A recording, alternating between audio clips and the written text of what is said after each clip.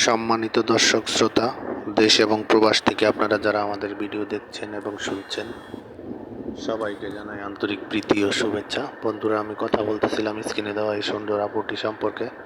আপুটি দেখতে খুবই চমৎকার, গায়ের রং ফর্সা। ওনার বর্তমান বয়স হচ্ছে আপনার 21। ওনার এর আগে একটি বিয়ে হয়েছিল, কিন্তু দুর্ভাগ্যবশত স্বামী মারা যাওয়ার কারণে বেশি দিন সংসার করতে পারেনি। তো এমত অবস্থায় উনি আবার নতুনভাবে জীবন শুরু করতে চাচ্ছে। তা উনি ওনার পরিবারের বড় মেয়ে, ওনার আরেকটি ছোট ভাই আছে, মাদ্রাসাতে পড়ে। ওনার বাবা একজন ছোটোখাটো ব্যবসায়ী, ওনার মা গৃহিণী।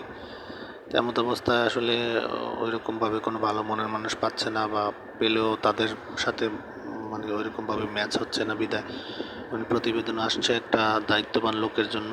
তো উনি বলেছে যে পাত্রের বয়স একটু বেশি হলেও সমস্যা নেই, বা পাত্র বিবাহিত হলেও ওনার কোনো আপত্তি নেই। তো এমত অবস্থায় আপনারা যারা ওনার সাথে সম্পর্ক করতে আগ্রহী আছেন, স্ক্রিনে দেওয়ার নাম্বারে ওনার সাথে যোগাযোগ করে নেবেন।